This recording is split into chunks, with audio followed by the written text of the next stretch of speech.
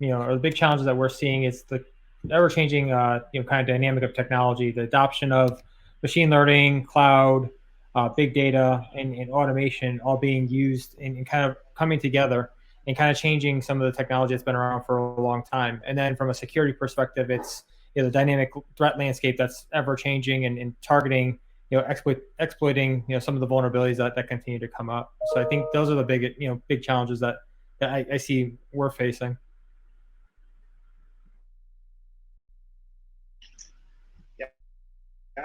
I think you have to consider the pandemic as one of those biggest challenges facing CTOs and CISOs today when you consider not only the remote workforce, but the way services are now being consumed, delivered, and being planned for in the future. And I think transformation that's occurring across the digital landscape is just beginning to unleash, I think, a new set of innovations and capabilities that will be supported by technology and enable the business.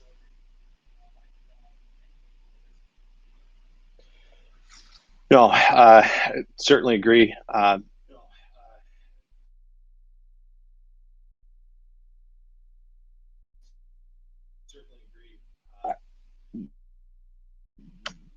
Second question, I'll throw hurting the CTOs. It really depends if you're a half empty or a half full glass kind of a guy or gal in that equation. I think, look, again, if I reflect back on the pandemic and some of the solutions that really have transformed the ability of a workforce to be remote and, again, for improving security across tens of thousands of endpoint internet and in thousands of different locations around the globe, you really have some significant improvements in flexibility. We certainly have seen productivity gains. We certainly have seen significant uptick in threats and attacks as well.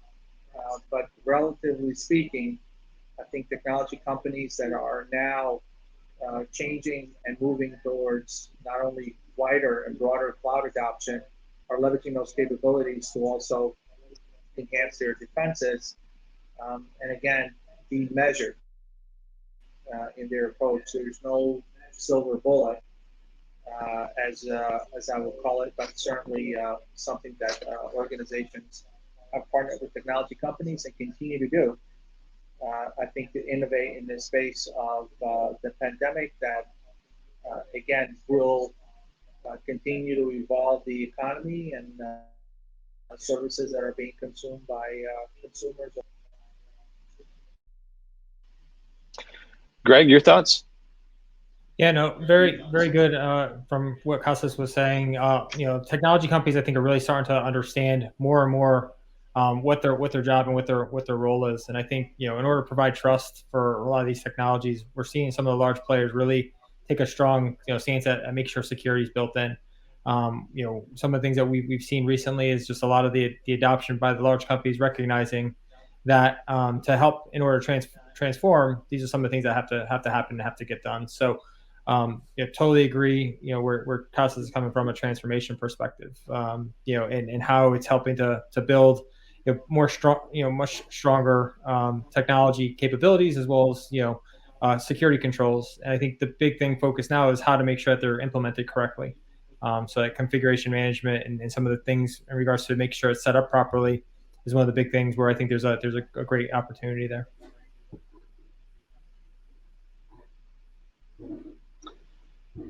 I think the point you're making in terms of the integration of technology and security is certainly spot on.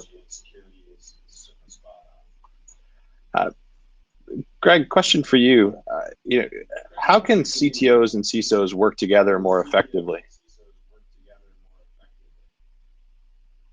So good question, Bill. So I think really partnering together, making sure that priorities and agendas are really well established. Aligning with the business goals and objectives, but also looking at what are some of the potential outcomes, bad outcomes, but risks that need to get solved. I think Kostas mentioned it earlier in regards to the pandemic and working remotely, making sure that those things are suggested and worked through. Looking at how work is being transformed, how work is being done from a productivity standpoint. I think with the pandemic, people have definitely been more productive during that time, but also making sure that the controls and the operating aspects are still sound and working correctly. So make sure that those controls are aligned with what's what the board, what the company, and their risk tolerance is actually set at. So as long as there's a common ground and an alignment, I think it's definitely achievable. And we've seen some pretty good progress over the past 18, 19 months to really do that, to send everybody home to work and make sure that your security operation still is intact.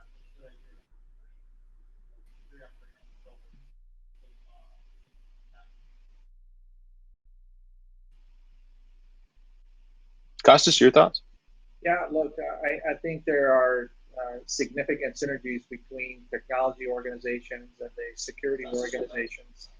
And I think the opportunities really come in balancing out what each one of those organizations is going to do and partnering. CTO organizations are typically focused on functional and operational availability, while security secures all of that pipeline organization.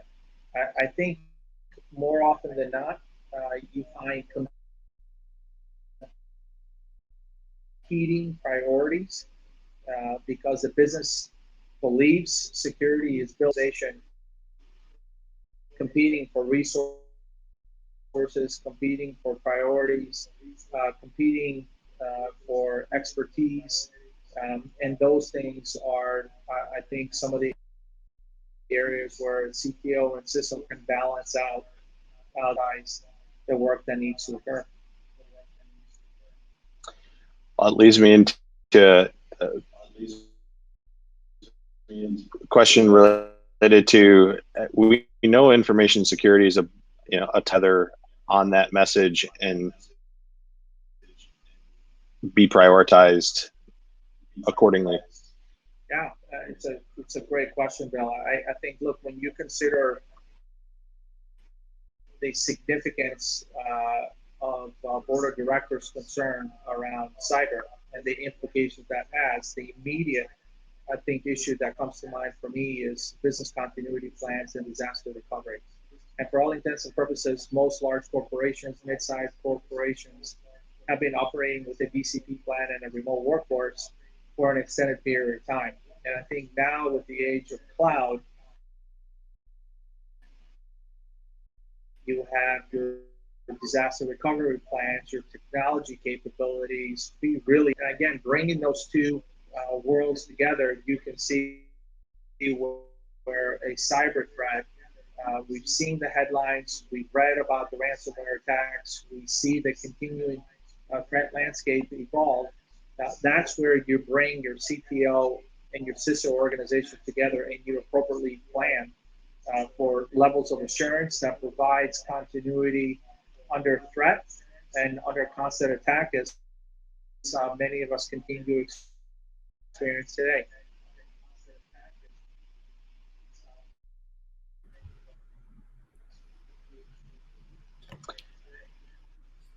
Yeah, I thanks, Bill. I think the big thing for us is to make sure there is the synergies are definitely there. I think with the changing threat landscape, it definitely goes ahead and reinforce the need that technology needs to be built securely, and you're building security in. So I think there's definitely a really good aspect of how you can actually have a good, strong outcome by making sure security is part of the process. And technology, security becomes more of the enabler for how to go ahead and do and deliver things to the business, to customers in a much more seamless, more break-free type of way. So it's basically you have no friction there, and you're able to go ahead and actually provide these services to some of the some of your customers and make sure that they're happy with what you're getting. So I think you have a good aspect for customer focus in driving customer expectations, because customers want to do business in a secure manner. They want to have that trust factor that's really established with the company they're doing business with. So we use it as an opportunity for us to make sure that we see it as a customer success opportunity when the security and the technologies working well together.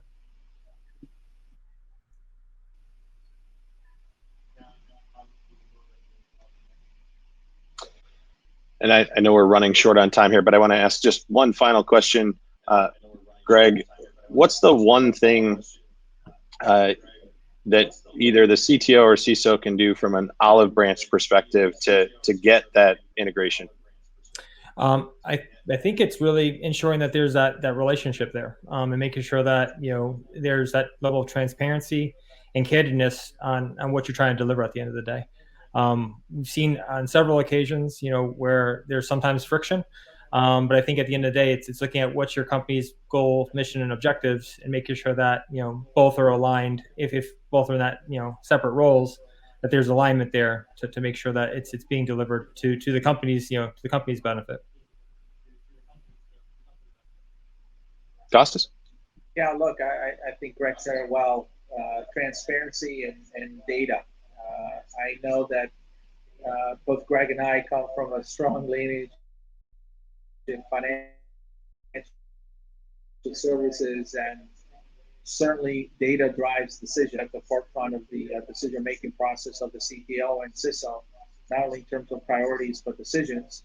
But I think the CISO is in a unique position to provide visibility into areas where vulnerabilities that may not be as well understood and clear to the CTO organization by information that the security organization really has. So I think enrolling them into the process, ensuring that there's transparency and there is no hidden agenda, and I would say full partnership on the work ahead, because I've never really met a CTO that says, I hope one day I get hacked, and I've never met a CISO that said, I hope one day my CTO doesn't patch their systems. So I think it's a partnership and bringing together data and information that can enable each one of those organizations to be successful.